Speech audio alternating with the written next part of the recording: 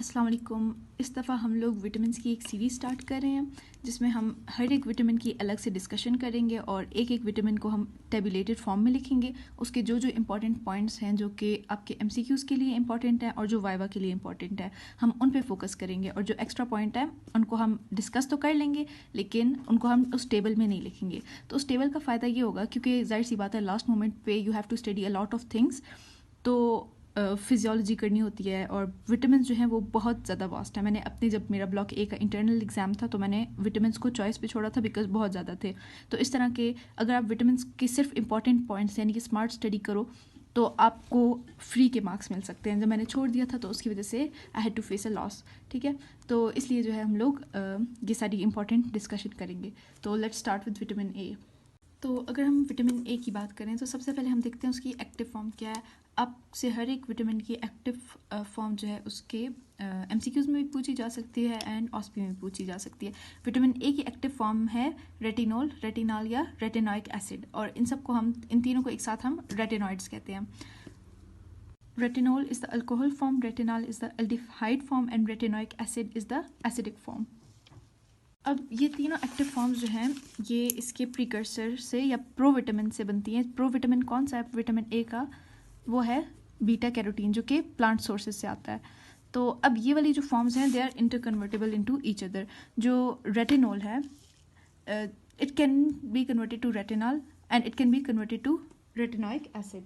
अब retinoic acid में conversion retinal जो है रेटिनॉइक एसिड में ऑक्सीडेशन के थ्रू कन्वर्ट हो सकता है और रेटिनॉल जो है रेटिनॉल में कन्वर्ट हो सकता है थ्रू रिडक्शन। लेकिन जो रेटिनॉइक एसिड है ये इन दोनों फॉर्म्स में कन्वर्ट नहीं हो सकता, मतलब इसको रिड्यूस करके हम रेटिनॉल या रेटिनॉल नहीं बना सकते हैं।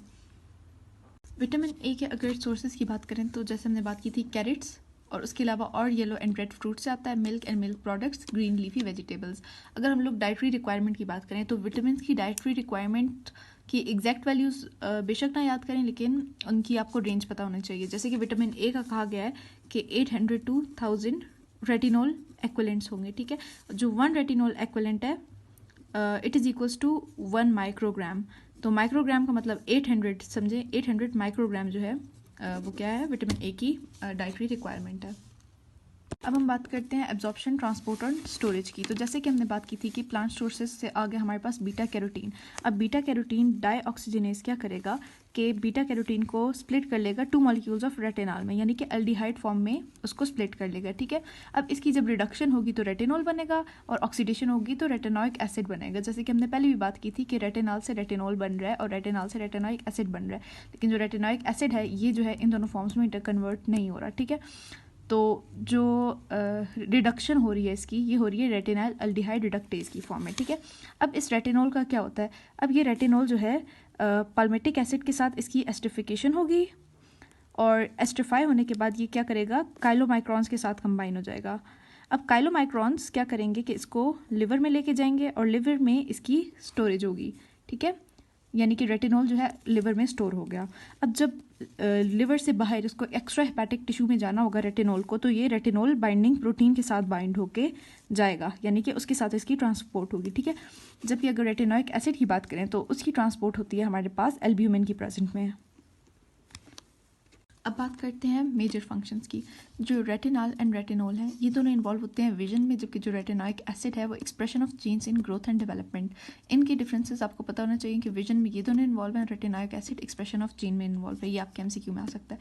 उसके अलावा एंटीऑक्सीडेंट भी होता है। एंटीऑक्सीडेंट फंक्शन किसका होता है, वो बीटा कैरोटीन का होता है। ठीक है, उसके अलावा एक और इंपॉर्टेंट फंक्शन है कि ये growth and health of mucus membranes and epithelial tissues में हेल्प करता है। This is a very important point, क्योंकि अगर विटामिन ए की डिफिशिएंसी हो जाए तो क्या हो जाता है, केराटोसिस हो जाता है। अब केराटोसिस क्या है, that is the केरेटिनाइजेशन of the skin. आपकी जो स्किन है उसकी केरेटिनाइजेशन हो जाती है जिसकी वजह से वो ड्राई और स्केली हो जाती है, और उसकी वजह से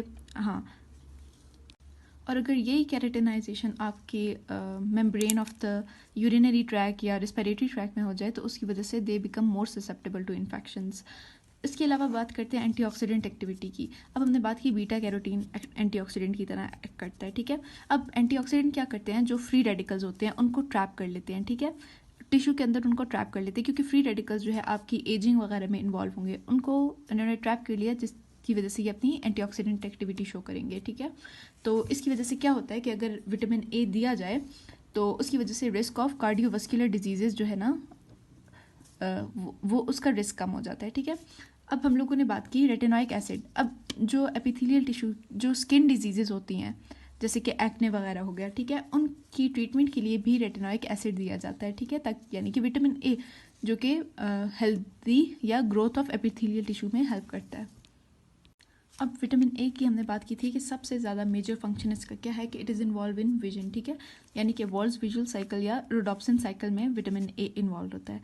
अब इस रोडोप्सिन साइकिल की बात करते हैं तो क्या होता है जो रोडोप्सिन है, it is made up of 11 cis retinol and opsin, ठीक है।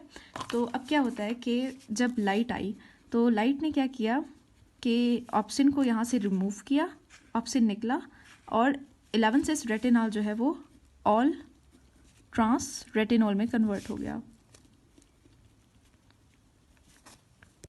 ऑल ट्रांस रेटिनॉल में कन्वर्ट हो गया। अब ये जो ऑल ट्रांस रेटिनॉल है AL, इस पे क्या होगा कि इस पे रेटिनॉल आइसोमरेज एक्ट करेगा, आइसोमरेज, और ये दोबारा से 11 सिस रेटिनॉल बना देगा, जो कि हमने देखा कि यहाँ पे ये प्रेजेंट है, ठीक है। अब क्या होगा कि इसी 11 सिस रेटिनॉल में ये बना देगा रोडोप्सिन, जब इसमें क्या ऐड होगा ऑप्सिन, ठीक है।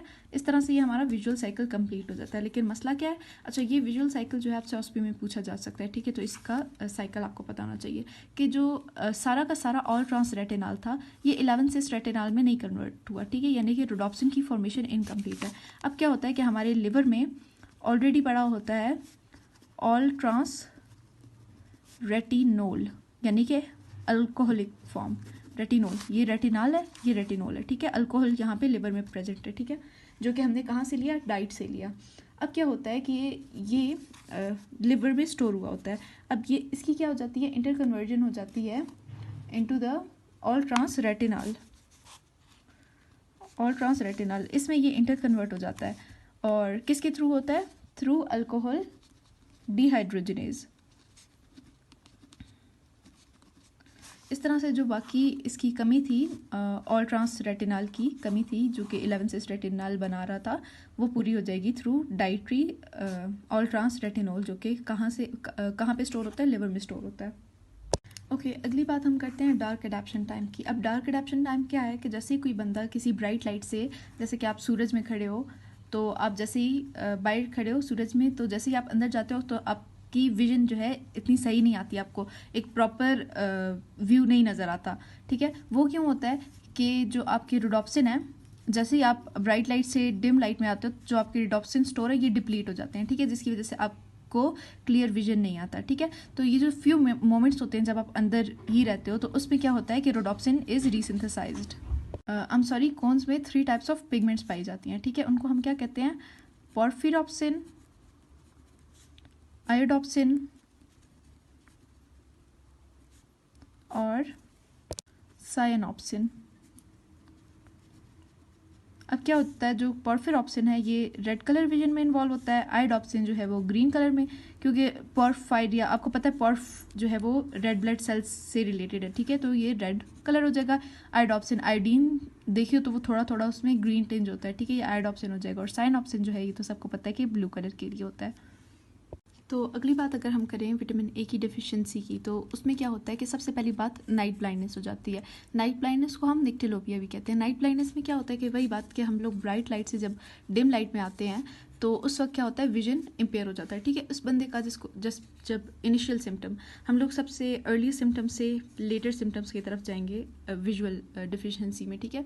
तो क्या होता है कि जब नाइट ब्लाइंडनेस हो जाए तो डार्क एडेप्शन टाइम इंक्रीज हो जाता है। ये जो है सबसे अर्लीस्ट सिम्टम है विटामिन ए की डेफिशिएंसी का, ठीक है। फिर करते करते क्या होता है, ज़ीरोफ्थैल्मिया हो जाता है। ज़ीरोफ्थैल्मिया क्या है कि आपकी कॉर्निया और कंजक्टिवा है, उन दोनों की ड्राइनेस हो जाती है, ठीक है, वो हो जाएगा ज़ीरोफ्थैल्मिया, जो कि एक swear deficiency of vitamin A को शो करता है, ठीक है। उसके बाद क्या हो जाएगा, केराटोमिलेसिया हो जाएगा। केराटोमिलेसिया में क्या होता है कि जो आपका कॉर्निया है उसकी अल्सर्स एंड नेक्रोसिस हो जाएगी, ठीक है। और उसके बाद आ जाते हैं बिटेड स्पॉट की तरफ। बिटेड स्पॉट क्या होते हैं? वाइट प्लेक लाइक स्पॉट्स होते हैं जो आपके कंजक्टिवा पे पाए जाएंगे। ये this white portion is called conjunctiva. यहाँ पे ऐसे कोई वाइट प्लेक पाई जाएगी जिसको हम बिटेड स्पॉट कहेंगे, ठीक है। It is not on the cornea, जहाँ जिस बुक में कॉर्निया लिखा है तो वो गलत है, it is on the conjunctiva. तो इसके अलावा वाली डिफिशिएंसीज़ की अगर हम बात करें तो क्या क्या डिफिशिएंसी हो जाए, तो हम लोगों ने पहले एपिथेलियल टिश्यू की डिफिशिएंसी की बात कर ली थी कि केराटोसिस हो जाता है। इसके अलावा क्योंकि ये ग्रोथ एंड डेवलपमेंट में इन्वॉल्व होता है तो रिप्रोडक्टिव डिफिशिएंसी में रिप्रोडक्टिव एबनॉर्मलिटीज़ हो जाएंगी, ग्रोथ रिटार्डेशन वगैरह हो जाएगी। तो सबसे अगर आखिरी वाली बात करें hyper vitaminosis of vitamin A में क्या होता है, ठीक है। तो उसमें क्या हो जाता है? डायरिया, वॉमिटिंग, एलोपेशिया जो कि क्या है? लॉस ऑफ हेयर है। इसके अलावा लॉस ऑफ वेट हो जाता है, स्केली एंड रफ स्किन हो जाती है। अब hyper vitaminosis of vitamin A में ये सब होता है, ठीक है। लेकिन अगर बीटा कैरोटीन की आप हाइपर इंटेक करो तो उससे ये वाले सिम्टम्स क्रिएट नहीं होते। वो hyper intake of beta carotene is not toxic, ठीक है। तो ये सारी बातें होगी विटामिन ए की, ठीक है। एक तो विजुअल साइकिल जो कि हमने डिस्कस किया जो कि स्टेबल में नहीं है, वो आपकी ऑस्पी के लिए इंपॉर्टेंट है। बाकी ये सारा कुछ जो है आपके एमसीक्यूज़ के लिए इंपॉर्टेंट है। लास्ट मोमेंट पे when you don't have the time to study everything तो you can take a look at all of this. मैंने भी अपने लिए लास्ट टाइम पे टेबल बनाया था अपने प्रॉफ के लिए जो कि that was very very helpful.